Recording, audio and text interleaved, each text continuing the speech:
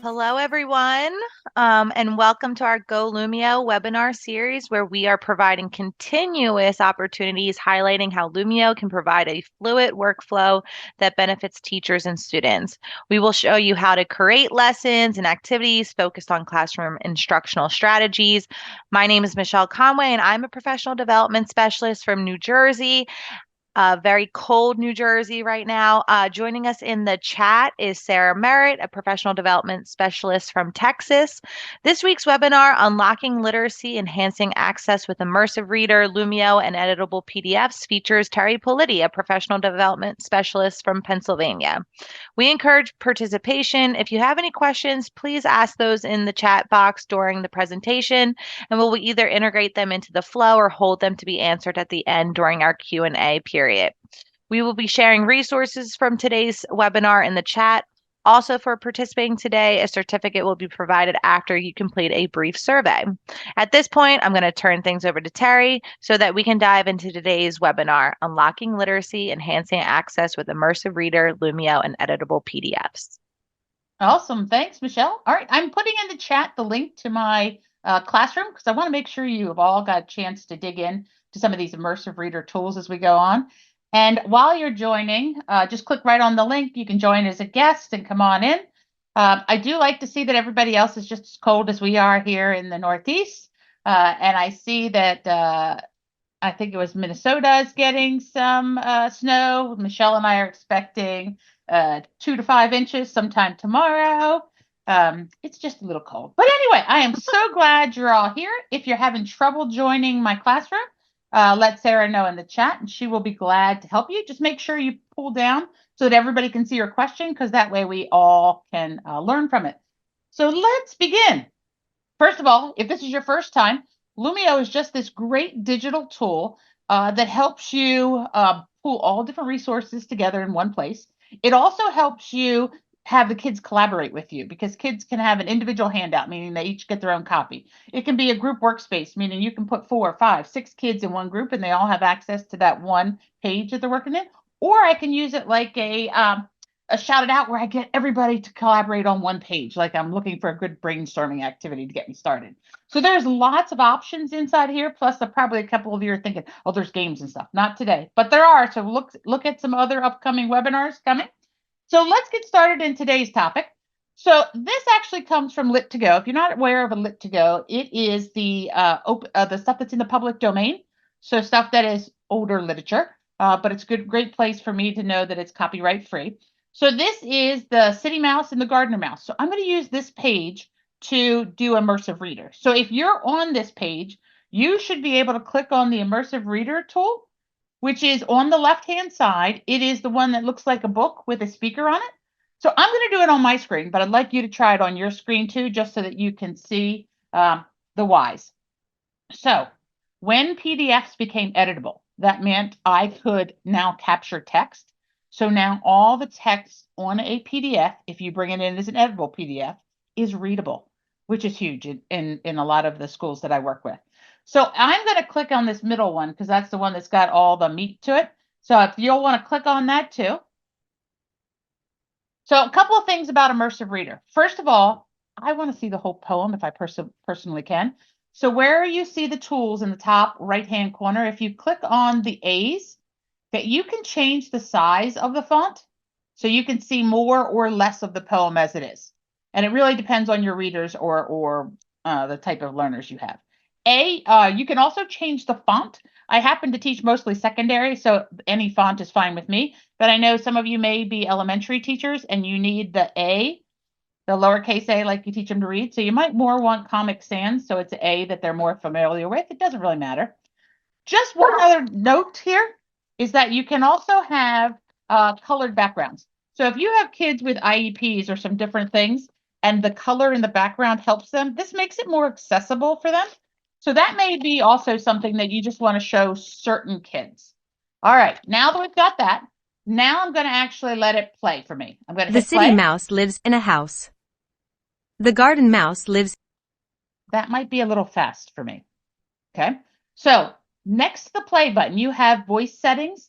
If you click on those, you can slow the reading down. You can also make them male or female. Lives in a bower. He's friendly with the frogs and That's probably a toads. little better for me. All right. So these are all individual choice things too. So every kid gets to pick what they need, which is what's kind of nice about Immersive Reader. All right. Now I'm going to go in. So I've listened to it all. I don't know if some of you have some kids that English is not their first language. Maybe I need it read to them in my native language because I just haven't been here enough. So on the top right-hand corner, if you hover over reading preferences, we're going to take a look at those. First of all, I just want to show you the inline one first. It's, again, another great accessibility one if you are special ed.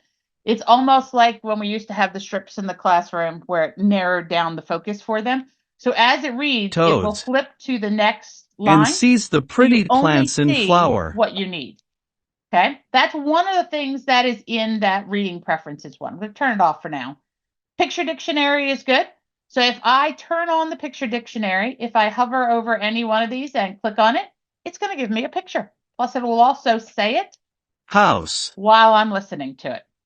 Okay. Now, for me, it doesn't have every word because this one, notice there's no pictures. So Bower. most words are there, but not all words, because that's not a normal word, at least not in my vocabulary. Michelle, is that a normal word in your vocabulary? Absolutely not. Okay. Just making sure it's not just me. Okay. As we continue on, here's the big one, though. Go back to your reading preferences. You can choose a different language. And there are over 100 of them in here. I don't know exactly how many we have at this point in time. But you'll notice as I change it, and I'm going to go all the way down and change it to Spanish. The key here is change the whole document. Literally all of it will change to whatever language you chose. I'll give you a minute to choose a language.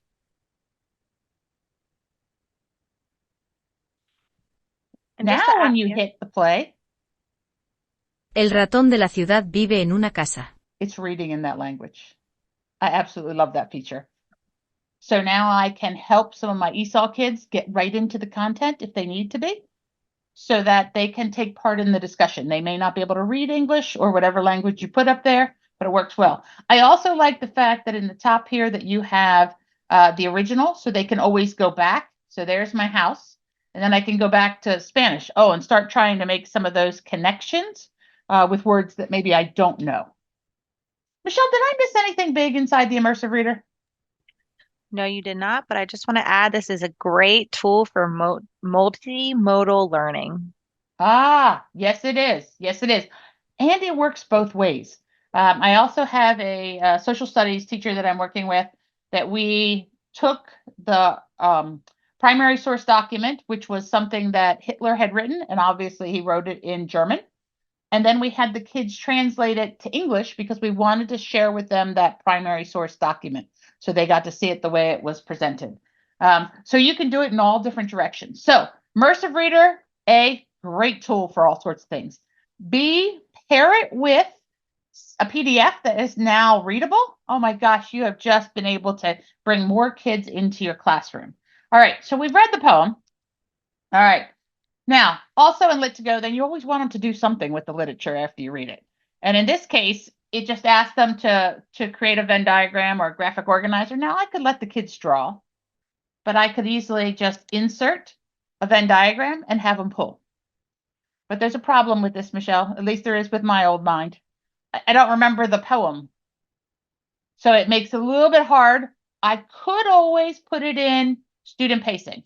Okay. You know, it's very easy to come over here to your class tools and change it into student pacing. Now, those of you that are home, you'll see that you can now go from page to page. So you would be able to go up to the poem and then come back down. But that's still a little bit hard, especially for my younger kids or some of my kids that get off task. So I'm going to bring you all back into teacher mode, and I'm going to show you why I really like Immersive Reader, Editable PDFs, all in one Lumio page. Because, ta-da, I can put it as one document. Because I can rearrange stuff, I can make it smaller, I can keep the bread and butter, the things you need in there, and then go from there. So I'm going to make this a handout right now, and I am going to give you each a copy of it. So I'm going to ask you to hit the start button. And you'll notice as soon as you hit start button, I can see everybody's paper as they come in here. Now I can look at any one kid's, and right now I'm just going to pull up the teacher handout because I'll let everybody get a little bit of time on there. But as you get into your handout, you now have the poem. So how are they alike and how are they, falls under the city mouse, what falls under the gardener mouse? If this is your first time in Lumio, you can always grab the A tool, that's the text tool. When you click on it once, it'll turn blue.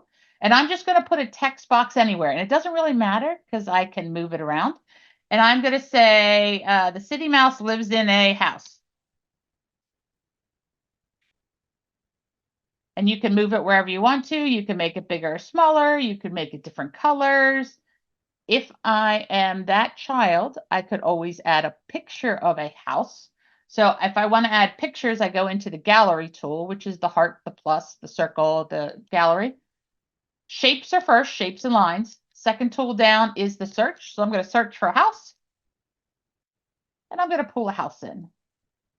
These don't really look like my house, but I'm just going to pull the house maybe I want to live in, the one with the pool. Oh, that one didn't have a pool, but you get the idea.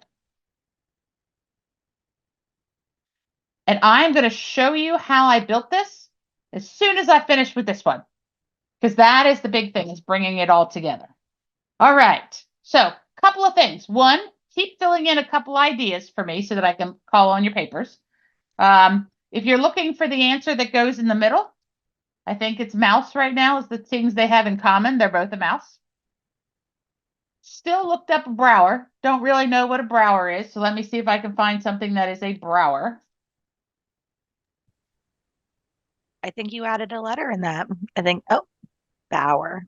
I thought you were saying Brower. Got it? I do have to remind everybody that I am a math teacher by trade. Same. There you go. All right. So you've added some stuff. Now, in the top right-hand corner, you have a done button. You do not have to click done because most times people click done to show me that they're ready to grade. But I can come in here and pick on Michelle's paper.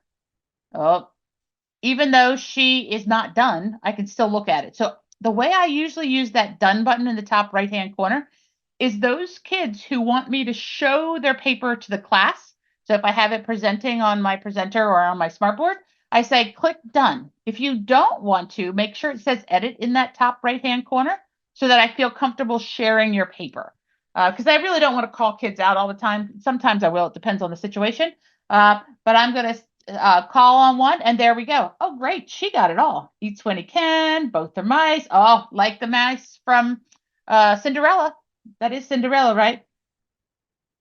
Yes. And the thing I like about this now is this is a paper between the student and myself. So I can leave a comment and just the student and myself get to see the comment. And it's usually within a second that you get to see the comment. So I could arrow through from student to student and keep on leaving comments for them. And then they all have, and I could see that everybody's participating and all could build. Question on that? Did I miss anything? No, I think it's also a really another tool that they could use in an activity like this is before they even do the Venn diagram, they could use like a pen tool over there on off to the left-hand side and highlight anything that like maybe the city mouse is going to be yellow and the garden mouse will be green highlighter and they can highlight that paragraph. Awesome. So city mouse is yellow. Yep.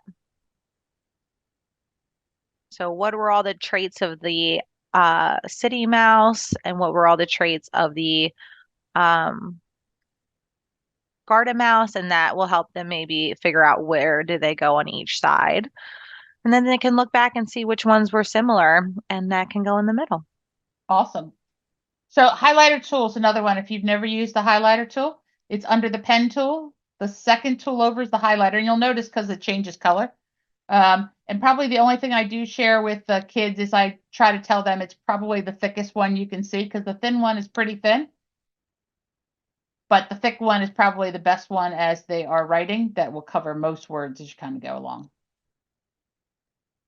Awesome. Anything else, Michelle? No, I I have one appreciate more thing to share with yeah. you that I want to do, but you'll also notice that I still have the Immersive Reader in here. So I can click on any box I want to now and see the Immersive Reader. So not only just the text, but also some of the other stuff that I wrote. So if you have a kid that's having trouble writing, maybe they want to write something and then listen to what they wrote, it's another way to use the Immersive Reader inside of there. All right, the last one I want to show you before I go into the build is more just a show, just to give you an idea of what this does. So this is another PDF that I embedded. Okay, if you take a look at the Immersive Reader, you'll notice that there are a lot of text box, but the one on the left is not a text box. So even on your screen, if you hit the Immersive Reader tool, you'll see the exact same thing. Okay, and that's because this box on the left that is not readable is a actual picture of the primary source document, which happens to be a newspaper. So pictures it won't be able to from the PDF, but text that people wrote in and then turned it into a PDF will be able to be editable then. Okay, I hope that makes a little bit of sense, but you'll notice that there'll be a couple of PDFs that you'll upload that will not transfer over, and that's one of the reasons why. But let me show you how you build all this. So I am going to quit out of here, which is going to boot y'all off. So if you will just take a look back at my screen, or if you'd like to build with me, you are more than welcome to, but I'm going to go a little fast. But you remember, you will get this recording usually in about 3 to 4 days. It comes in an email, and then you'll be able to watch it and do it a little bit slower. So I am in my Lumio library. I am going to hit new. And up here, you have a couple of things. And I am going to pick the import resource. And this is what is now new. It was there. It's been there for a while, but it was just for PowerPoints. Now it also says PDFs and PowerPoints. So I'm going to hit the PDF PowerPoint one. Notice it says it's in beta. So therefore, it is still, we're still work in progress. There's still some things that are coming. I'm going to import this City Mouse one. Depending on how big the PDF is, will depend on how long this process takes. I have one page, so there it is. I'm going to bring it in. I'm going to hit add.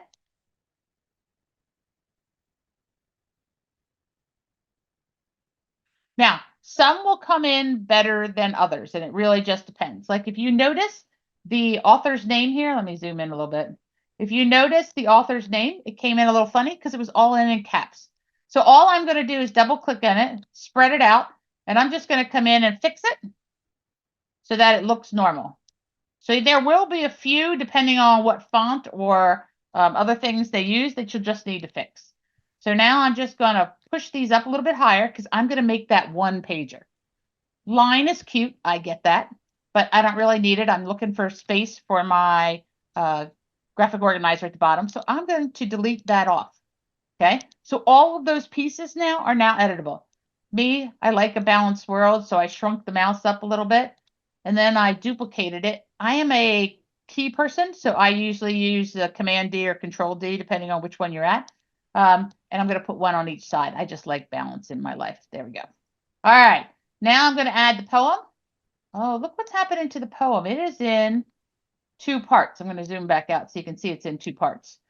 I want that to be one text box because I find it easier if the flow can keep on reading. You may not want it in 2 text boxes. You may want it in just one, or you may want it in 2 text boxes. You may want it so that they read it separately. It's up to you. I'm going to put it all together. So I'm going to double click in this one. Notice it's going to give me the editing text will change some formatting because A, we don't have every font that it comes in. And B, sometimes the spacing was done a little bit differently. I'm just going to Command All and I'm going to copy that. And I'm going to come back into this text box. And again, it's going to do the same thing again. And I'm going to paste that in. So now it's one text box for me. So it reads it all together. Again, that's a preference thing. It's not something you have to do. All right, I'm going to delete out this one. And so now I have my poem.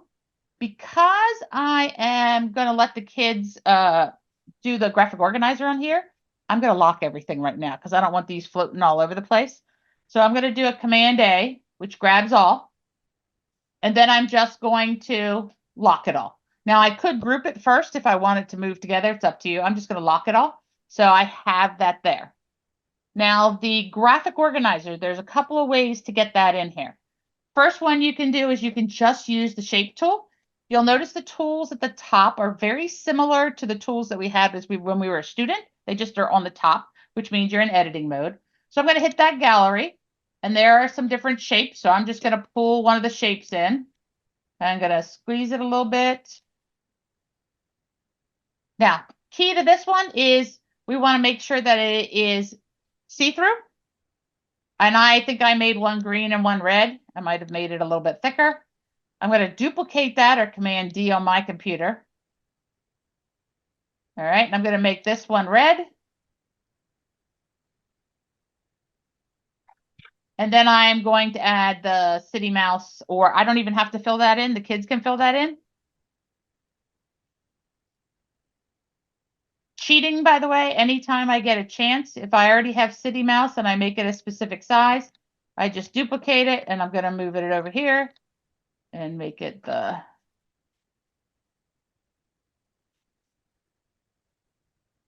garden mouse, or gardener mouse, I think its title is, but it's the garden mouse. All right. Now, again, these are all movable, so you don't want it to move on the kids. Couple of things you can do. I'm going to hold my shift key down right now and drag and grab them all. And I can, for me, I'm going to group them this time just because I want to make sure that it's kind of centered. Okay. And then I'm going to lock it. Now, depending on what kind of activity you're doing with kids, if they're really small kids, I might already have words down here so that they can just drag them in where they belong. Or I might just have pictures down here that they can drag them in where they belong. Or if they're older kids, I don't need to do that. They can type in and add the pictures themselves. So you have lots of options as you do this. One more thing that you can do that I do, especially with my secondary kids, is I tend to have 2 or 3 absent every single day. So a lot of times I will leave audio directions. So to leave them audio instructions, I'd simply click on this speech bubble up here. Hey class, make sure you read the poem and then fill out the Venn diagram. You can leave up to 5 minutes on every single page, and then they can hear you. So it kind of gives those kids who are not here some direction of where we're going. Now, if I know I'm going to make this a handout, I want every kid to have a copy. When I did the presentation for you, I did it on the fly. But you can also change it into a handout ahead of time. So I can click on here, make it a handout. Now, as soon as I go back to my homepage and hit start, you'll notice it'll be the teacher's copy down here, student progress, ready to go.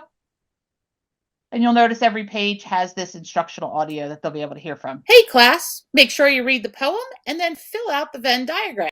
And then it's ready to go. And that's what makes this editable PDF so powerful. Because if I can break things up in different ways, like it may be a whole page of writing. So I'm going to go back and do one more. I'm going to go back in and actually edit this lesson. And I'm going to add that second page. So let me come in here and add import that PDF again. And this time I'm going to import a different PDF. It was the last PDF that I showed you. So perhaps I don't want them doing the other components. Okay. Suppose I want them just concentrating on that primary source document that we had there. Then we're going to worry about that first. And you'll notice this one's taken a little longer because this one's got a little bit more oomph behind it. Got more writing. It's got the images on it. It's got a couple of things as we kind of go along. So I am going to bring this in. And I see in the chat, somebody asked, the audio instructions can be given in any language you want, whatever language you speak. I have trouble speaking English some days, so I try to not keep it to that. But yes, you can record your voice in whatever voice you want.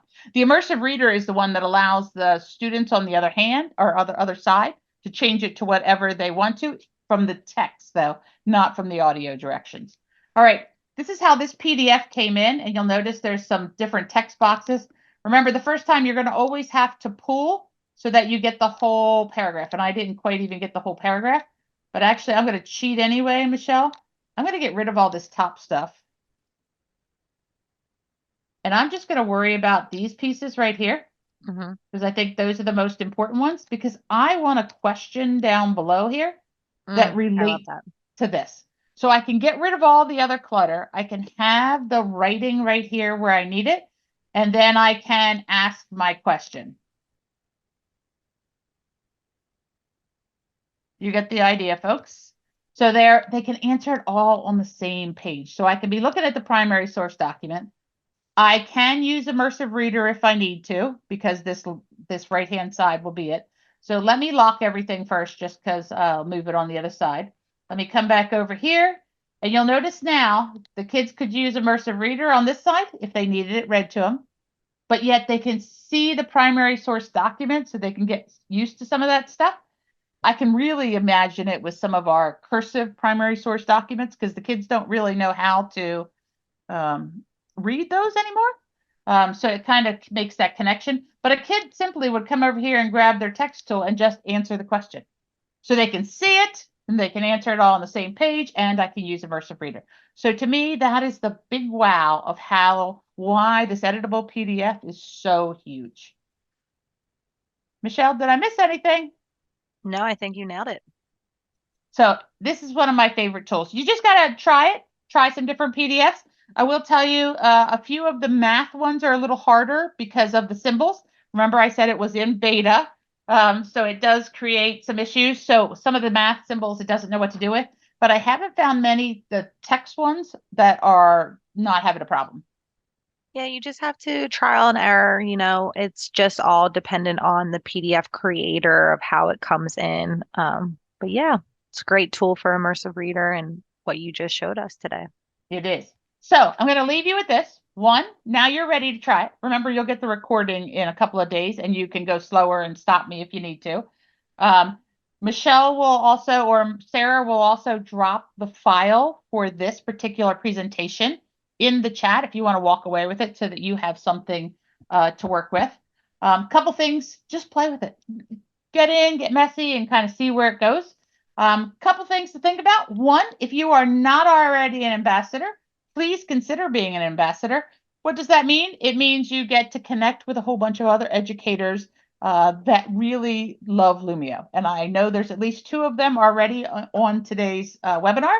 And they can tell you that you can showcase stuff, you get exclusive perks for being it, and you don't have to be an expert. All you have to do is click on the link, and the link will take you to the application. The application is just going to ask you a little bit about who you are, where you come from. What do you want to use? If you're not a Lumio user, but you've used Notebook, you're more than welcome to talk about that too, or the interactive displays that we have. And then they're just going to ask you for one resource that's either a Lumio share link, or it's a notebook file, or it's pictures of your kids working from the board. Because we just want to know that people are interested. Once you do that, you'll get an email from our community leader who will invite you into the ambassador thing. Again, you don't have to be an expert, but now you're starting to grow your self. Once you become an ambassador, there's a couple other things you might want to consider. The Lumio Academies is probably the thing that I'm thinking about most. And this one is the bit.ly is Go Lumio. In Go Lumio, you will have all these places, but the academies are relatively new within the last 6 months, I'm thinking, Michelle. Yeah. There are smart ones and there's Lumio ones. I'm going to go to the Lumio ones for today. Inside of the Lumio ones here, you can get the Getting Started, Level 1, and then we're coming soon is that Lumify Your Curriculum. Also the same thing here in Smart Ones. If you're interested in the smart board things, there are different levels or different types of boards. So consider joining that to become Smart Certified. Those are some things to think about. Also on that resource page, a couple things I want you to know about. If you're new to Lumio, go to the Learn Lumio. It'll tell you everything you want. If you're a very visual learner, I happen to like the YouTube channel because then I can see it in a very visual manner. Again, here's the link to the ambassador. And finally, the link to webinars. What I will tell you most on these webinars is at the top of the page is the upcoming webinars. So you can register for more webinars that are upcoming. At the very bottom of this page is the ones we've already recorded.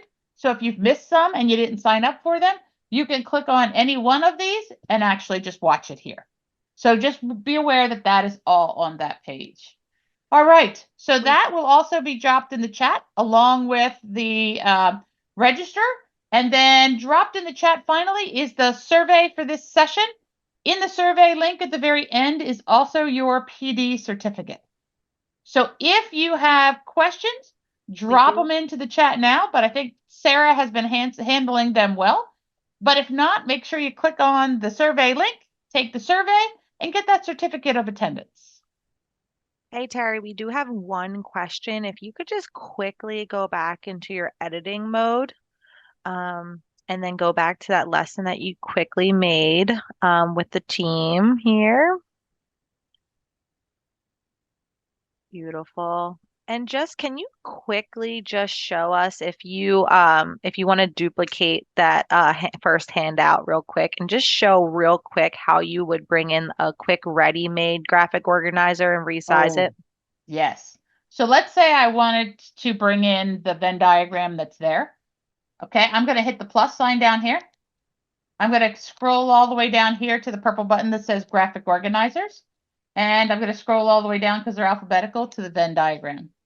Something else, so I could have had it 2 pages if I wanted. Something else you could have done also is this is just a locked figure. I could have unlocked it, copied it, and then pasted it back in this page over here. And then resized it because obviously it comes in a little too big. And I could have used that Venn diagram if I wanted to. I've Beautiful. done them both. It really just depends on what type of teacher I'm working with and how comfortable they are with all of those features. Something else I do quite frequently also is once I bring in a PDF and I know I'm going to start editing it, a lot of times I will just duplicate the page. So I always have the original page to go back to. Like, let's suppose I needed the text that I actually deleted from up here. I could have gone back and grabbed it instead of importing it back in, because sometimes the import, like I said, takes a little bit of time. So sometimes I will duplicate a page. Perfect. That was our only lingering question. All right. Well, I hope you all enjoyed this. I hope you all got the survey that you needed out of here. And if not, stay warm. Or hopefully somebody's in a nice summer place right now that is warm, and the rest of us are just cold. So thank you much. Thank you very much for coming to the Go Lumio webinar, and we hope to see you on other webinars.